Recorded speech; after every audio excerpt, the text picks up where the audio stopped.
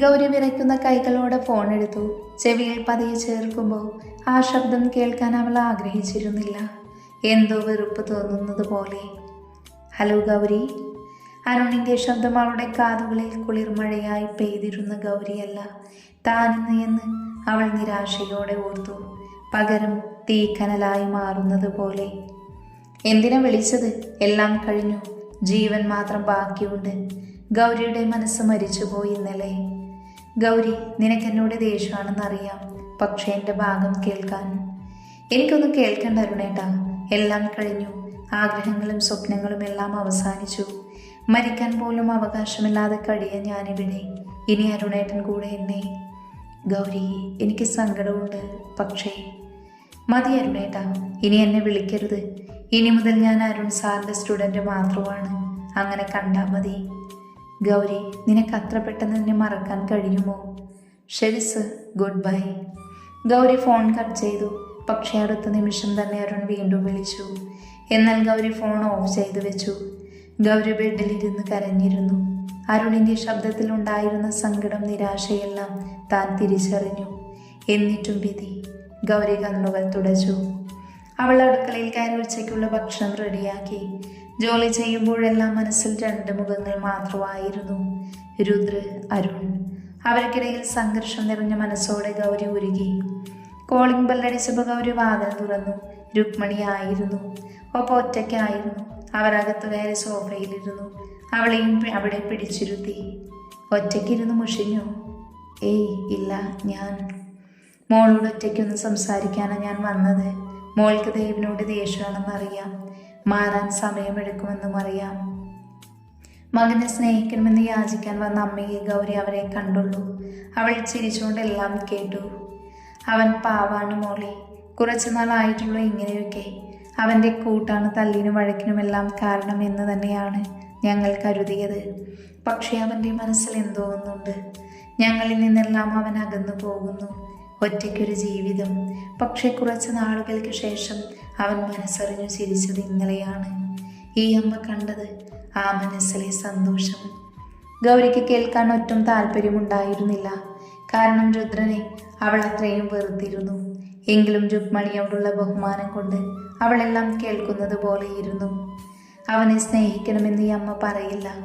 എങ്കിലും അവനെ തനിച്ചാക്കരുത്. ഈ അമ്മയുടെ അപേക്ഷയായി കാണണം.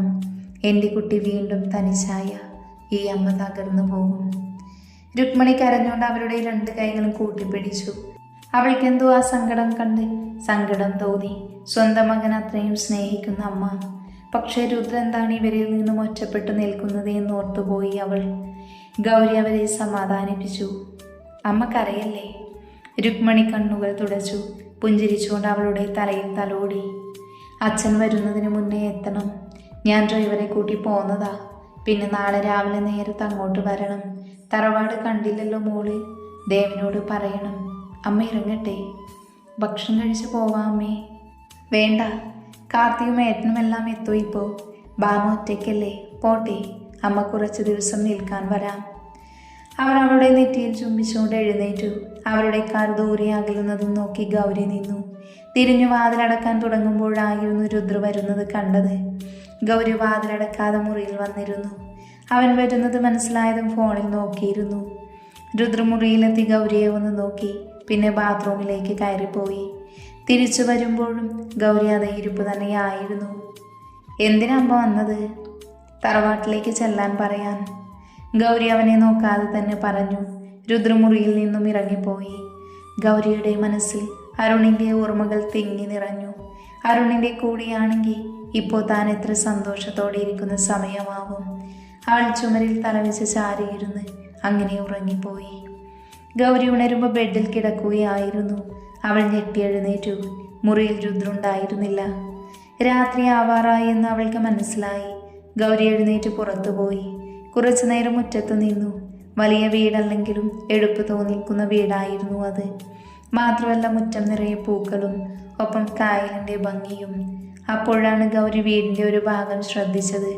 കാട് പിടിച്ച് കിടക്കുന്ന ഒരു സ്ഥലം. പക്ഷേ അതിന് നടുവിൽ കുറച്ചൊഴിഞ്ഞ സ്ഥലമുണ്ട്. കുറച്ച് മാറിയാണതുള്ളത്. ഗൗരി കുറെ എത്തി നോക്കിയെങ്കിലും ഒന്നും കണ്ടില്ല. പിന്നെ തോന്നിയതാവാമെന്ന നിലപാടിൽ അവൾ തിരിച്ചു പോന്നു. രാത്രി രുദ്ര വന്നെങ്കിലും രണ്ടുപേരും പരസ്പരം മിണ്ടാൻ പോയില്ല. വെറുതെ വഴക്ക് വേണ്ടെന്ന് കരുതി രുദ്ര അവളോടും അടുത്തില്ല. ഗൗരിയും അവനിൽ നിന്നും അകന്നു തന്നെ നിന്നു. രാവിലെ തന്നെ അവർ തറവാട്ടിൽ പോകാൻ തീരുമാനിച്ചിരുന്നു. രുദ്ര പറഞ്ഞതനുസരിച്ച് ഗൗരി റെഡിയായി വന്നു. അവർ ഒരുമിച്ചിറങ്ങുമ്പോഴാണ് രുദ്ര ബൈക്കിൽ കയറുന്നത് ഗൗരി കണ്ടത്. അതെ, ബൈക്കിൽ പോവണ്ട. നീയല്ലത് തീരുമാനിക്കുന്നത്. എനിക്ക് പറ്റില്ല അതിൽ വരാൻ. രുദ്ര ബൈക്കിൽ നിന്നും ഇറങ്ങി അവളുടെ അടുത്ത് വന്നു. ഗൗരി എന്താ എന്ന ഭാവത്തിൽ നോക്കിയതും രുദ്ര അവളെ എടുത്ത് ബൈക്കിൽ പുറകിലെ സീറ്റിലിരുത്തി. ഗൗരി ഒരു നിമിഷം പേടിച്ചു. പിന്നെ രുദ്രയും കയറിയിരുന്നു. തറവാട്ടിലെത്തിയതും അവരെ കാത്തുമ്മറത്ത് തന്നെ എല്ലാവരും ഉണ്ടായിരുന്നു. പഴയ തറവാടാണെങ്കിലും പുതുക്കി പണിഞ്ഞതാണെന്ന് അവൾക്ക് മനസ്സിലായി. ഗൗരി ഇറങ്ങി രുക്മണിയുടെ അടുത്ത് വന്നു. രുക്മണി അവരെ ആരതി ഒഴിഞ്ഞ് അകത്തു കയറ്റി. ഇതാണോ ഈ തെമ്മാടിയുടെ പെണ്ണ്? മുത്തശ്ശൻ ചോദിച്ചതും എല്ലാവരുടെയും മുഖം മങ്ങി. എന്നാൽ രുദ്രന്റെ മുഖം ദേഷ്യത്താൽ ചുവന്നു. അവൻ അയാളെ തുറിച്ചു നോക്കി ഗൗരിയുടെ കൈപ്പിടിച്ച് അകത്തേക്ക് കയറി. ഗൗരിക്കെന്തോ പന്തികേട് തോന്നി. ബാമ അവളെ വിളിച്ച് മുറിയിൽ കൊണ്ടുപോയി. രുദ്ര കാർത്തിയുടെ കൂടെ എന്തോ സംസാരത്തിലായിരുന്നു. ബാമ അവളെ വീട് മുഴുവനും ചുറ്റി കാണിച്ചുകൊണ്ടിരുന്നു.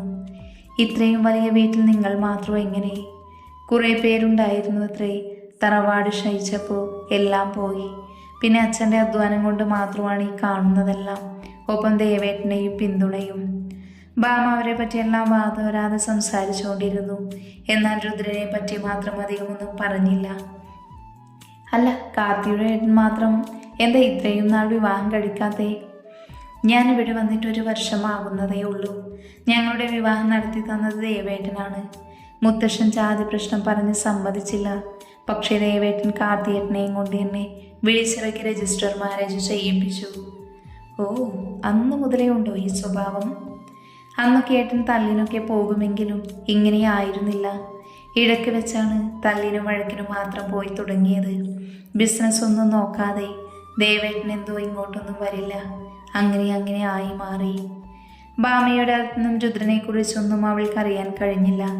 മുകളിലെ മുറികളൊക്കെ കാണിച്ചു വരാന്തയിൽ കൂടെ നടക്കുമ്പോഴാണ് ബാമ നടത്തം നിർത്തിയത്. ഏട്ടത്തിക്ക് ദേവേട്ടൻ്റെ മുറി കാണണോ? എനിക്കെന്തിനാ? ഗൗരി ഒന്ന് നിർത്തി. അവിടെ നിന്നും രുദ്രനെതിരെ എന്തെങ്കിലും കിട്ടിയാലോ എന്ന് മനസ്സിൽ തെളിഞ്ഞതും അവൾ വേണമെന്ന് പറഞ്ഞു. വരാന്തയുടെ അറ്റത്തൊരു കോണിലായിരുന്നു ആ മുറി. ബാമ പതിയെ തുറന്നു നോക്കി. അടുക്കും ചിട്ടയോടും കൂടെ ആ മുറി സൂക്ഷിച്ചിരുന്നു. ആരും പെരുമാറാത്തത് കൊണ്ട് പൊടിയും മറ്റും ഉണ്ടായിരുന്നു. ഷെൽഫ് ബുക്കുകളൊക്കെ കണ്ടു. ഒപ്പം ചുമരിൽ ഒരുപാട് ഫോട്ടോസും. എല്ലാം രുദ്രൻ്റെ പഴയകാല ഫോട്ടോയായിരുന്നു. അതെല്ലാം നോക്കിയ ഗൗരിയുടെ നോട്ടം ചെന്ന് നിന്നത് മുറിയുടെ മൂലയിൽ കൂട്ടി വെച്ചിരുന്ന പേപ്പറിലാണ്. അവൾ അതെടുത്ത് പൊടി തുടച്ചു. അതിലൊരു പെൺകുട്ടിയുടെ കണ്ണുകളായിരുന്നു. അത് വരച്ചതായിരുന്നു. ഗൗരി ഒരു നിമിഷം അതിൽ തന്നെ നോക്കി നിന്നു. അതിന് താഴെ ഗൗരിദേവ് എന്നെഴുതിയിരുന്നു. ആ പേര് കണ്ട് ഗൗരി ഒന്ന് ഞെട്ടി. ഒപ്പം ആ കണ്ണുകൾ അവൾ വീണ്ടും വീണ്ടും നോക്കി. ഏടത്തി, അമ്മ വിളിക്കുന്നു, വാ പോകാം. ഗൗരി ആ പേപ്പർ അവിടെ തന്നെ ഇട്ട് അവിടെ നിന്നും പോന്നു. എങ്കിലും അവളുടെ മനസ്സിൽ ഒരുപാട് ചോദ്യങ്ങൾ ഉടലെടുത്തു. എന്തോ ആകെ കുഴഞ്ഞു മറിഞ്ഞ അവസ്ഥ. ഭക്ഷണമായി, വരൂ. എല്ലാവരും മേശയിലുണ്ടായിരുന്നു, മുത്തശ്ശനൊഴിച്ച്. ഗൗരി ബാമയുടെ അടുത്തിരിക്കാൻ തുനിഞ്ഞതും രുക്മണി രുദ്രൻ്റെ അടുത്ത് അവളെ പിടിച്ചിരുത്തി. ഭക്ഷണം കഴിക്കുമ്പോഴെല്ലാം ഗൗരിയുടെ മനസ്സിൽ ആ പേര് മാത്രമായിരുന്നു. ഗൗരിയെ രുദ്ര ശ്രദ്ധിക്കുന്നുണ്ടായിരുന്നു. ഭക്ഷണം കഴിച്ചു കഴിഞ്ഞ് എല്ലാവരും കൂടെ ഹാളിലിരുന്നു സംസാരിക്കുവാണ്. ദേവ, ഇന്നിവിടെ നിന്നൂടെ? വേണ്ട, പോവണം. രുക്മണിയുടെ മുഖത്തെ വാട്ടം കണ്ടതും എന്തോ ഗൗരിക്ക് സങ്കടം തോന്നി. ആ അമ്മയുടെ കണ്ണുകൾ നിറയരുത് എന്ന് തോന്നി. അമ്മ, ദേവേട്ടൻ അങ്ങനെയൊക്കെ പറയും. ഞങ്ങൾ ഇന്നിവിടെ നിൽക്കും കേട്ടോ. ഗൗരി പറയുന്നത് കേട്ട് രുദ്രടക്കം എല്ലാവരും ഞെട്ടി. കാരണം അവളിൽ അങ്ങനെ ഒരു മാറ്റം ആരും പെട്ടെന്നുണ്ടാവുമെന്ന് കരുതിയില്ല. എനിക്ക് കുറച്ച് ദിവസം ഇവിടെ നിൽക്കണം എന്നൊക്കെ ഉണ്ട്. പക്ഷെ ദേവേട്ടൻ സമ്മതിക്കുന്നില്ല അമ്മ. രുദ്ര അവളെ തന്നെ നോക്കിയിരുന്നു. കാർത്തി പതിയെ രുദ്രനെ തോണ്ടി. സ്വന്തം ഭാര്യയെ വായി നോക്കുന്നു, നീ പോടാ. രുദ്ര വേഗം നോട്ടം മാറ്റി. രുക്മണിക്ക് എന്തോ ഒരുപാട് സന്തോഷം തോന്നി. ഒപ്പം സൂര്യനും. അങ്ങനെ കണ്ണിൽ കണ്ടവർക്ക് താമസിക്കാനുള്ള സ്ഥലമല്ല ഇത്. മുത്തശ്ശൻ വന്ന് പറഞ്ഞതും എല്ലാവരും അയാളെ ദേഷ്യത്തോടെയും നിരാശയോടെയും നോക്കി. എന്നാൽ രുദ്ര ഗൗരിയെ പിടിച്ച് അയാൾക്ക് മുന്നിൽ നിർത്തി. അവളുടെ തോളിൽ പിടിച്ച് അവനോട് ചേർത്തു നിർത്തി. ഗൗരി ആ നിമിഷം അവനെ തന്നെ നോക്കി നിന്നു. അങ്ങനെ വലിഞ്ഞു കയറി വന്നവളല്ല ഇവൾ, എൻ്റെ ഭാര്യയാണ്, ഈ രുദ്രദേവിൻ്റെ പെണ്ണ് ഗൗരിദേവ്. ആ പേര് വീണ്ടും അവൻ്റെ വായിൽ നിന്നും കേട്ടതും ഗൗരി തറഞ്ഞു നിന്നുപോയി. ഹിമ വെട്ടാൻ പോലും മറന്നവൾ അവനെ തന്നെ നോക്കി നിന്നു. ഞങ്ങൾ ഇറങ്ങുന്നു, ഇനി ഇവിടെ നിന്ന എനിക്ക് എന്നെ തന്നെ നിയന്ത്രിക്കാൻ കഴിയില്ല. രുദ്ര എല്ലാവരോടും പറഞ്ഞുകൊണ്ട് നടന്നു. ഗൗരിയുടെ കൈകൾ അവൻ്റെ കൈക്കുള്ളിൽ ഭദ്രമായിരുന്നു. അവൾക്ക് അവിടെ നിൽക്കണമെന്നും ആ പേരിനെ കുറിച്ച് കൂടുതൽ തിരയണമെന്നും ആഗ്രഹമുണ്ടായിരുന്നു. എന്നാൽ അവൾ നിരാശയോടെ രുദ്രനൊപ്പം പുറപ്പെട്ടു. ഗൗരി എല്ലാവരെയും നോക്കി യാത്ര ചോദിച്ചു. രുക്മിണി മിഴികൾ തുടച്ച് അവരെ യാത്രയാക്കി. യാത്രയിലുടനീളം ഗൗരിയുടെ മനസ്സിൽ ആ പേരും ആ കണ്ണുകളും മാത്രമായിരുന്നു. ആ വീട്ടിലെത്തി അകത്ത് കയറിയതും ഗൗരി മുറിയിൽ പോയി. രുദ്ര അപ്പോൾ തന്നെ പുറത്തും പോയിരുന്നു. ഗൗരിയുടെ മനസ്സിൽ സംഘർഷം നടന്നുകൊണ്ടേയിരുന്നു. ദിവസങ്ങൾ കടന്നുപോയി. അവൾക്ക് രുദ്രനോട് ദേഷ്യം കൂടി തന്നെ വന്നു. ഒപ്പം വീട്ടിൽ വിളിക്കാതെയും അവൾ ദേഷ്യം തീർത്തു. എന്നാൽ വിനയൻ അവളെ ഇങ്ങോട്ട് വിളിക്കും. അവൾ എന്തെങ്കിലും കള്ളം പറഞ്ഞ് പെട്ടെന്ന് തന്നെ വെക്കുകയും ചെയ്യും. വീട്ടിലേക്ക് വിരുന്നിന് ചെല്ലാൻ പറഞ്ഞെങ്കിലും ഗൗരി അത് രുദ്രനോട് പറഞ്ഞില്ല. രാവിലെ ഗൗരി അടുക്കളയിൽ നിൽക്കുമ്പോഴാണ് രുദ്ര അങ്ങോട്ട് വന്നത്. അവൻ വന്നതറിഞ്ഞിട്ടും അവൾ ജോലി തുടർന്നു. വേഗം റെഡിയാവാൻ നോക്ക്, സമയം ഒരുപാടായില്ലേ. അതിനെങ്ങോട്ട് പോകാനാ? പിന്നെ ഇവിടെ ഇങ്ങനെ നിൽക്കാനാണോ പ്ലാന്? കോളേജിലൊന്ന് പോകണ്ടേ? രുദ്ര അത് പറഞ്ഞതും ഗൗരി ഞെട്ടി. അരുണിൻ്റെ ഓർമ്മകൾ മനസ്സിലേക്ക് ഓടിയെത്തി. ഇനി ആ മുഖം കാണാൻ അവൾക്ക് ആഗ്രഹമുണ്ടായിരുന്നില്ല. വീണ്ടും അരുണിൻ്റെ മുന്നിൽ മറ്റൊരാളുടെ ഭാര്യയായി. അവൾക്ക് ഓർക്കും തോറും സങ്കടവും ദേഷ്യവും നിറഞ്ഞു വന്നു. ഞാനിനി പോകുന്നില്ല. അവനെ കാണുമെന്ന് കരുതിയാണോ? അല്ല, എനിക്കിനി പഠിക്കാൻ താല്പര്യമില്ല. 1/2 മണിക്കൂർ സമയം തരും, അതിനുള്ളിൽ റെഡിയായി ഉമ്മറത്ത് വന്നിരിക്കണം. ഇല്ലെങ്കിൽ താൻ എന്തോ ചെയ്യും? ഗൗരി ദേഷ്യത്തിൽ ചോദിച്ചതും രുദ്ര അവളുടെ അടുത്ത് വന്ന് ഇടുപ്പിൽ പിടിച്ച് അവളെ സ്ലാബിൽ കയറ്റിയിരുത്തി. ഗൗരി പേടിച്ചു പോയിരുന്നു. അവൻ്റെ നോട്ടം അവളെ കൊത്തി വലിക്കുന്നത് പോലെ തോന്നി. ഒരിക്കലും തോന്നാത്തൊരു ഭംഗി ആ കണ്ണുകൾ കൊണ്ടെന്ന് അവൾക്ക് ആ നിമിഷം തോന്നിപ്പോയിരുന്നു. നീ എന്നെ ഒരിക്കൽ എതിർത്ത് സംസാരിച്ചത് ഓർമ്മയില്ലേ? അതിന് മറുപടി ഞാൻ നൽകിയത് അത്രയും ആളുടെ മുന്നിൽ വെച്ചായിരുന്നു. എന്നാൽ ഇവിടെ ആരുമില്ല. അപ്പം ഞാൻ നൽകാൻ പോകുന്ന മറുപടി മോൾ ഊഹിച്ചോ? ഗൗരിയുടെ തൊണ്ടയിൽ വെള്ളം വറ്റി. നെറ്റിയിൽ വിയർപ്പ് കണങ്ങൾ ഒത്തുകൂടി. അവൾ വേഗം അവനെ തള്ളി മാറ്റിയിറങ്ങി ഓടി മുറിയിലേക്ക് കയറി. മുറിയിൽ കയറി അവൾ കതകടച്ചു. അവളുടെ മനസ്സിലപ്പോഴും രുദ്രൻ്റെ നോട്ടമായിരുന്നു. എന്തൊക്കെയോ കഥകൾ ഒളിപ്പിച്ചു വെച്ച മിഴികളാണത്. ഒരുപാട് പറയാൻ ആഗ്രഹിക്കുന്ന കഥകൾ. ആ നോട്ടത്തിൻ്റെ കാന്തിക ശക്തിയിൽ താൻ വീണുപോയോ? അവൾ ഒരു നിമിഷം ചിന്തിച്ചു. ഇല്ല, തൻ്റെ ജീവിതം തച്ചുടച്ച ആഗ്രഹങ്ങളും സ്വപ്നങ്ങളും നശിപ്പിച്ച ആ മനുഷ്യനോടൊരിക്കലും ഒരു തുള്ളി സ്നേഹം പോലും തനിക്ക് തോന്നില്ല. ഗൗരി വേഗം! രുദ്ര വിളിച്ചപ്പോഴാണ് ഗൗരിക്ക് ബോധം വന്നത്. ഇനിയൊരു തർക്കത്തിന് മുതിരണ്ടെന്ന് കരുതി ഗൗരി വേഗം റെഡിയായി. എങ്കിലും മനസ്സിൽ അരുണിനെ ഫേസ് ചെയ്യാൻ പോകുന്നതിൻ്റെ അസ്വസ്ഥത അവളിൽ ഉണ്ടായിരുന്നു. വൈകുന്നേരം ഞാൻ വരണോ അതോ? ഞാൻ വന്നോളാം. യാത്രക്കിടയിൽ രുദ്ര ചോദിച്ചതിന് ഗൗരി മറുപടി നൽകി. കോളേജിലേക്ക് അടുക്കുന്തോറും അവളുടെ മനസ്സിലാകെ പരവേഷം തോന്നി. എന്നാൽ കോളേജ് കഴിഞ്ഞിട്ടും രുദ്ര ബൈക്ക് നിർത്തിയില്ല. ഗൗരി അമ്പരന്ന് വീണ്ടും രുദ്രനെ നോക്കി. എങ്ങോട്ടാ പോകുന്നേ? കോളേജ് കഴിഞ്ഞു, കണ്ടില്ലേ? കണ്ടു, അത് നീ ഇതുവരെ പഠിച്ച കോളേജ്. ഇനി ഇങ്ങോട്ട് പഠിക്കാൻ പോകുന്നത് അവിടെയല്ല. പിന്നെ? രുദ്ര മറുപടി പറയാതെ യാത്ര തുടർന്നു. ഒടുവിൽ കുറച്ച് ദൂരെയുള്ള കോളേജിൻ്റെ മുന്നിൽ ബൈക്ക് നിർത്തി രുദ്ര ഗൗരിയോട് ഇറങ്ങാൻ പറഞ്ഞു. ഗൗരി ഒന്ന് ചുറ്റും നോക്കി. Christian college of arts and technology. പേര് കണ്ട് ഗൗരി രുദ്രനെ ഒന്ന് നോക്കി. നിന്റെ അഡ്മിഷൻ ഇവിടെ ശരിയാക്കി. ഇനി മുതൽ ഇവിടെയാണ് നിന്റെ പഠിപ്പ്. അത് സ്വയം തീരുമാനിച്ചാൽ മതിയോ? മതി. രുദ്ര മുന്നിൽ നടന്നു. കുട്ടികളുടെ നോട്ടം തങ്ങളിലാണെന്ന് കണ്ട് ഗൗരി മനസ്സില്ലാതെ അവനോട് പിറകിൽ നടന്നു. എല്ലാവരുടെയും കണ്ണുകൾ രുദ്രനിൽ തന്നെയാണെന്ന് ഗൗരി ശ്രദ്ധിച്ചു. ചില പെൺകുട്ടികൾ ആരാധനയോടെ നോക്കുന്നതും അവൾ കണ്ടിരുന്നു. എന്തോ അവൾക്ക് അവരോടെല്ലാം ഒരുതരം പുച്ഛമാണ് തോന്നിയത്. പ്രിൻസിപ്പൽ മുറിയിൽ കയറി രുദ്രെല്ലാം പറഞ്ഞ് ശരിയാക്കി. ഗൗരിയെ അവർക്കെല്ലാം പരിചയപ്പെടുത്തി അവർ പുറത്തു വന്നു. ക്ലാസ് ലക്ഷ്യം വെച്ച് രുദ്ര മുന്നിൽ തന്നെ നടന്നു. ക്ലാസ് എത്തിയതും അവൻ അവളുടെ നേരെ നിന്നു. വൈകുന്നേരം ഞാൻ വരാം, ഇത്രയും ദൂരം ബസ്സിൽ വരണ്ട. എനിക്ക് കുഴപ്പമില്ല. എനിക്ക് കുഴപ്പമുണ്ട്. പിന്നെ മറ്റൊരു കാര്യം. ഗൗരി എന്താ എന്ന ഭാവത്തിൽ അവനെ നോക്കി. ഇവിടെയും നല്ല ചെറുപ്പക്കാരായ അധ്യാപകർ ഉണ്ടാവും. അതുകൊണ്ട് രുദ്ര പറഞ്ഞു വന്നത് മനസ്സിലായതും ഗൗരി അവനെ രൂക്ഷമായി നോക്കി. രുദ്ര മീശ പിരിച്ച് ചിരിച്ചുകൊണ്ടൊരു കണ്ണിറുക്കി കാണിച്ചു. ഗൗരി വേഗം ക്ലാസ്സിൽ കയറിപ്പോയി. അവൾക്ക് ആരെയും പരിചയമില്ലാത്തത് കൊണ്ടൊരു മൂലയിൽ പോയിരുന്നു. സ്വാതിയെയും ശ്രേയയും ഒരുപാട് മിസ് ചെയ്യുന്നത് പോലെ തോന്നി. അവളുടെ മനസ്സിലേക്ക് പഴയ ഓർമ്മകൾ വന്നു നിറഞ്ഞു. അതിൻ്റെ ഫലമെന്നോണം കണ്ണുകൾ നിറഞ്ഞു. അയ്യേ, ഇയാളെന്തിനാ കരയുന്നേ? അടുത്തു വന്നിരുന്നൊരു കുട്ടി ചോദിച്ചതും ഗൗരി കണ്ണുകൾ തുടച്ച് അവളോട് ചിരിച്ചു. എൻ്റെ പേര് ധന്യ. കരയൊന്നും വേണ്ട. ആദ്യ ദിവസം ആയതുകൊണ്ട് ആരെയും അറിയാഞ്ഞിട്ടാവുമല്ലേ? അല്ല, എന്താ കോളേജ് മാറാൻ കാരണം? ധന്യ സംസാരിച്ചുകൊണ്ടിരുന്നു. അവളുടെ അടുത്ത് തന്നെയായിരുന്നു ധന്യ ഇരുന്നത്.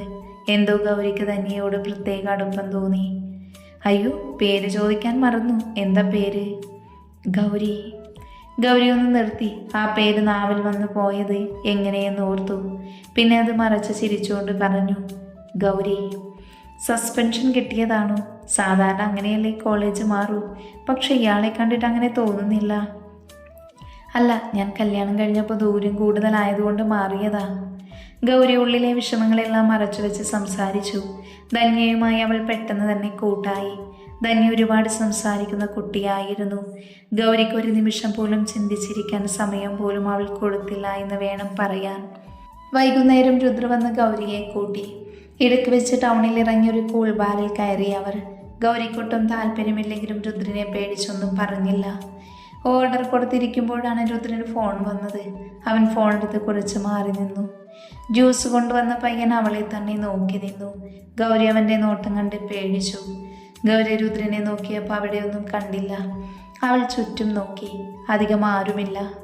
അവൻ അവളെ തന്നെ നോക്കി ഒരു വഷളം ചിരിച്ചു. ഒടുവിൽ ഷർട്ടിൻ്റെ പുറകിൽ നിന്നും കത്തിയെടുത്ത് അവൾക്ക് നേരെ നീട്ടി. ഗൗരി പേടിച്ചു പോയിരുന്നു. അവൾ വിറയലോടെ പുറകിലേക്ക് നീങ്ങിയതും അവൻ മുന്നിലേക്കാഞ്ഞ് അവളുടെ കഴുത്ത് ലക്ഷ്യം വെച്ച് കൈ ഉയർത്തിയതും അവൻ നിലത്തേക്ക് തെറിച്ചു വീണതും എല്ലാം ഒരുമിച്ചായിരുന്നു. ഗൗരി മുഖം പൊത്തിയിരുന്നു. കുറച്ച് സമയം കഴിഞ്ഞതും ശബ്ദമൊന്നും കേൾക്കാത്തത് കണ്ട് ഗൗരി കൈകൾ മാറ്റിയപ്പോൾ ആ പയ്യൻ നിലത്ത് കിടക്കുന്ന ആളുകൾ ചുറ്റും കൂടി നിൽക്കുന്നു. ഗൗരി പുറകിൽ നോക്കുമ്പോഴാണ് രുദ്ര ദേഷ്യം കലർന്ന നോട്ടത്തോടെ നിൽക്കുന്നത്. ഗൗരിക്ക് അവനെ കണ്ടതും എന്തോ ആശ്വാസം തോന്നി.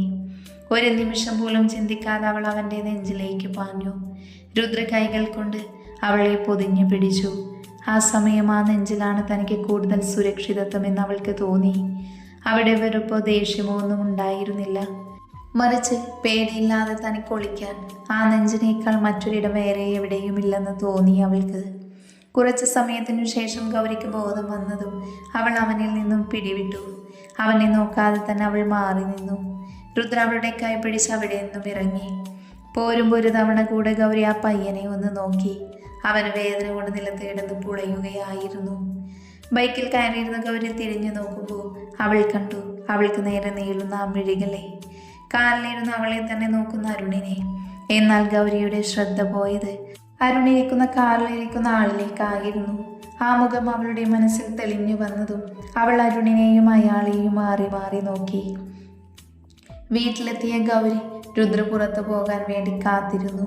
കുറച്ച് സമയം കഴിഞ്ഞ് രുദ്ര പുറത്തു പോയതും ഗൗരി ഫോൺ എടുത്ത് ഓൺ ചെയ്തു.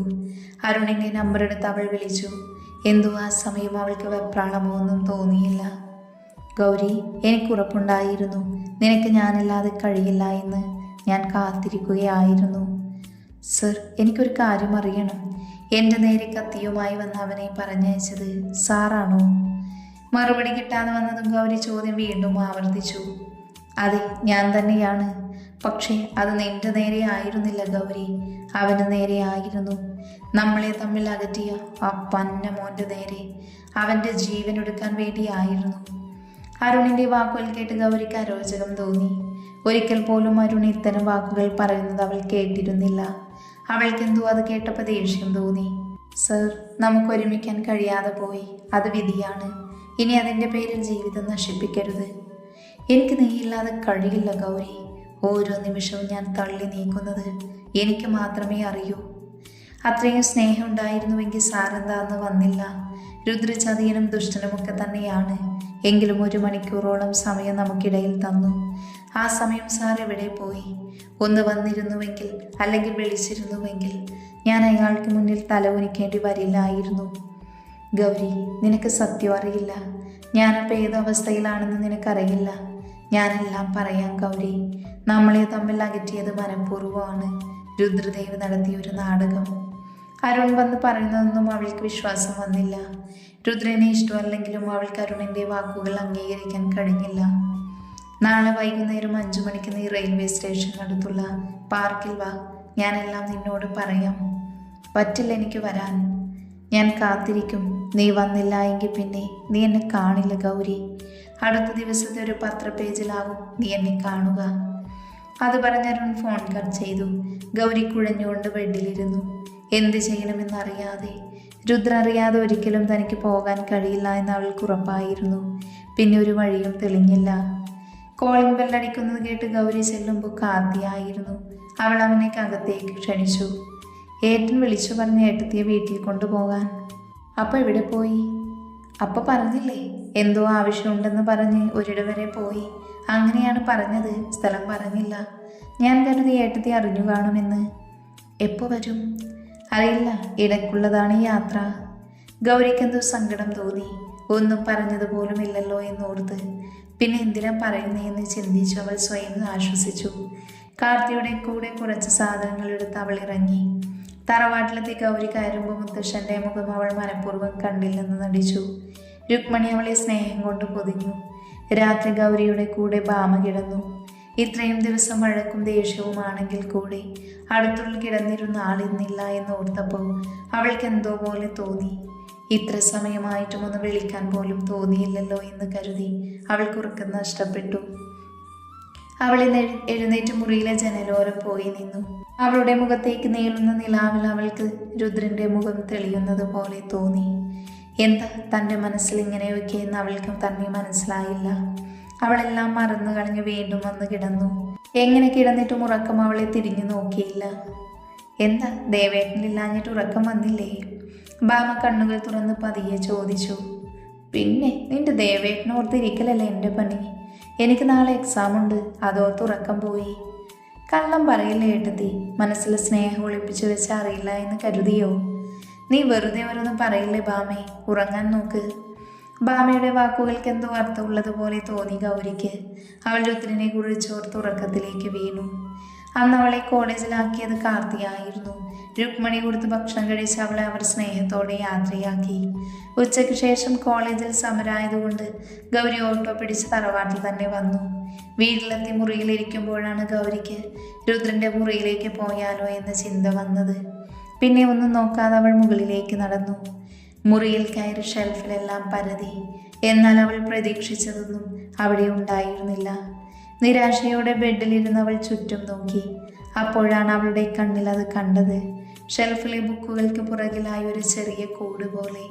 അത് പൂട്ടിയിട്ടിരിക്കുവാണ്.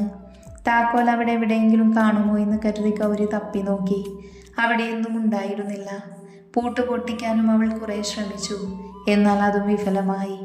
അവൾ നിരാശയോടെ മുറിയിൽ നിന്നും ഇറങ്ങി. അവളുടെ മുറിയിലേക്ക് കയറുമ്പോഴാണ് ഫോൺ അടിക്കുന്നത് കേട്ടത്. നോക്കുമ്പോൾ അരുണായിരുന്നു. അപ്പോഴാണ് ഗൗരിക്ക് അവൻ കാണണമെന്ന് പറഞ്ഞത് ഓർമ്മ വന്നത്. രുദ്ര നാട്ടിലില്ലാത്തത് കൊണ്ട് പോയേക്കാമെന്ന് അവൾ കരുതി. പക്ഷെ വീട്ടിൽ നിന്നും എങ്ങനെ ഇറങ്ങുമെന്ന് അവർ ഓർത്തിരുന്നു. എന്തെങ്കിലും കള്ളം പറയാമെന്ന് കരുതി ഗൗരി രുക്മണിയുടെ അടുത്തേക്ക് പോയി. രുക്മണിയോട് പറഞ്ഞ് ഗൗരി ഇറങ്ങി. ഓട്ടോ പിടിച്ച് പാർക്കിലെത്തി. അവൾ അരുണിനെ ഒന്ന് വിളിച്ചു. ഏതാനും നിമിഷങ്ങൾക്കകം അവനും വന്നു. പരസ്പരം കണ്ടതും വാക്കുകൾ മൗനത്തിന് വഴിമാറി. ഒരു ബെഞ്ചിന്റെ അറ്റങ്ങളിൽ അവർ ഇരുന്നു. എന്താ പറയാനുള്ളത്? ഗൗരി തുടക്കം കുറിച്ചു. പക്ഷേ അരുൺ മൗനമായിരുന്നു. കുറച്ചു കഴിഞ്ഞ് അവൻ പറയാൻ തുടങ്ങി. നിന്റെ കൂടെയുള്ള ജീവിതം സ്വപ്നം കണ്ട് പ്രതീക്ഷയോടെ വരുന്ന എൻ്റെ മുന്നിലേക്ക് തടസ്സായി വന്നതായിരുന്നു രുദ്രദേവ്. എല്ലാം അവൻ്റെ പ്ലാനിങ് പോലെ തന്നെ നടന്നു. അരുൺ പറയുന്നതൊന്നും മനസ്സിലാവാതെ ഗൗരി അവനെ ഒന്ന് നോക്കി. അന്ന് രാവിലെ നീ രുദ്രൻ്റെ ചതിയിലാണെന്നറിഞ്ഞ് നിന്റെ അടുത്തേക്ക് പാഞ്ഞു വരുന്ന എന്നെ അവൻ്റെ ആളുകൾ പിടിച്ചു വെച്ചു. നിന്റെ മുന്നിൽ അവൻ നല്ലവനായി നിന്ന് നമുക്കൊരുമിക്കാൻ അവസരം നൽകുമ്പോൾ അവൻ ഉറപ്പായിരുന്നു ഞാൻ വരില്ല എന്ന്. ഒടുവിൽ നിന്റെ കഴുത്തിൽ അവൻ്റെ താലി വീണതിനു ശേഷമാണ് അവർ എന്നെ മോചിപ്പിച്ചത്. അരുൺ നിറയുന്ന മിഴികളോട് അത് പറയുമ്പോൾ ഗൗരിയുടെ ഹൃദയത്തിൽ രുദ്രന് നേരെ ഉണ്ടായിരുന്ന ആ ചെറിയ ഇഷ്ടം പോലും നഷ്ടമായിരുന്നു. വിധി എന്ന പേരിൽ തന്നെ ചതിച്ചത് കഥയിലെ വില്ലൻ തന്നെയായിരുന്നു, രുദ്രദേവ് എന്ന അസുരൻ.